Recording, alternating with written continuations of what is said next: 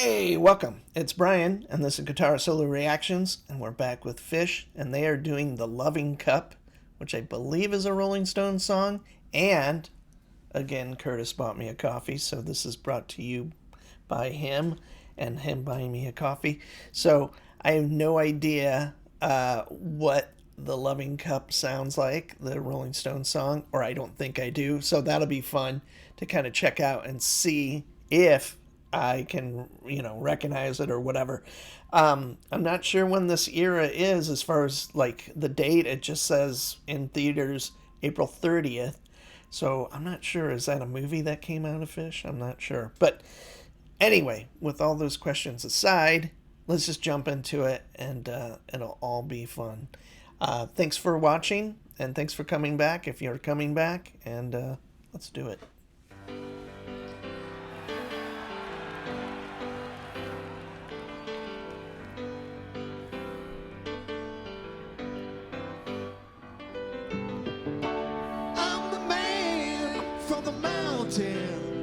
Won't you come on up? Oh yeah. I'm the plowman in the valley with a face full of mud. Yes, I am stumbling and I know my car won't start. Yes, I am fumbling and I know I play a bad guitar. Give me a little drink from your loving cup. Just one drink and I'll fall down. Drums sound amazing. I'm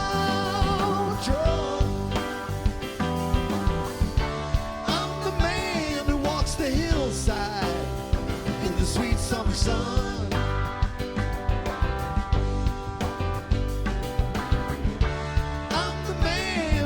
Your roses when you ain't got none. Yes, I can run and jump and fish, but I won't fight you if you want to push and pull with me all night. Give me a little drink from your loving cup. Just one drink.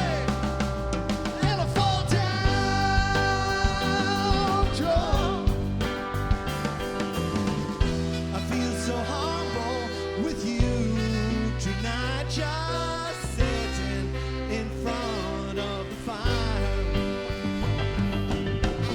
I see your face dancing in the flame. I feel your mouth kissing me again. What a beautiful buzz, what a beautiful buzz. What a beautiful buzz. What a beautiful buzz.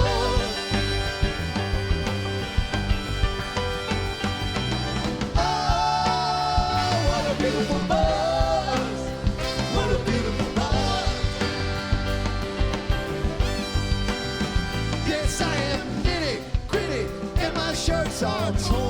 So I can't find a date on this, so no idea. They look younger, and I don't know if I've seen them with like a horn section and the backup singers at the same time. Not recently, at least. So anyway. But I would love to spill the beans with you till dawn.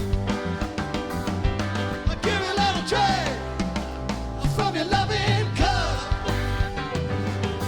Just one drink.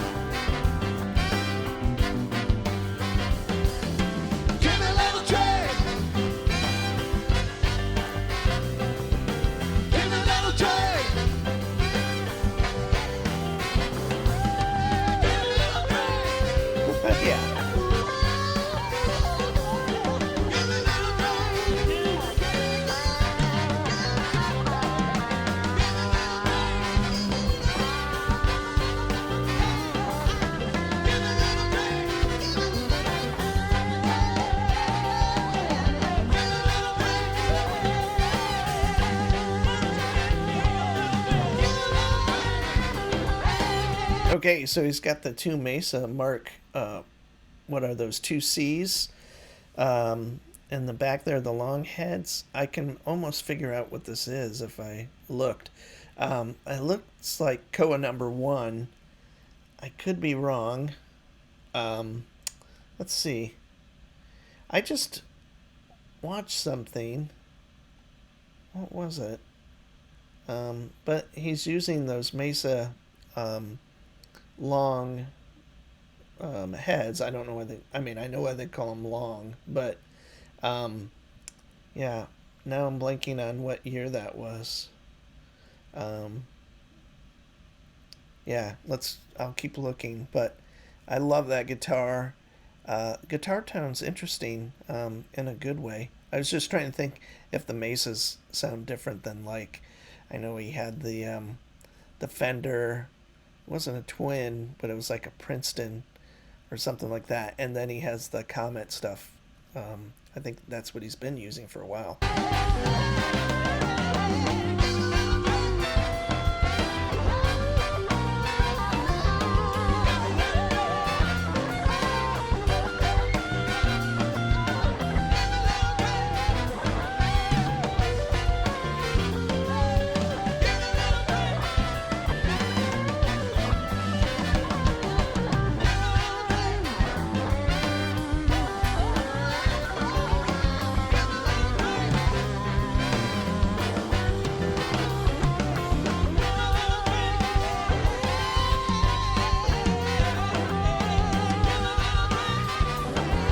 Anybody know if he uses the amp overdrive, like the so that was a Mark III. I had a Mark III combo.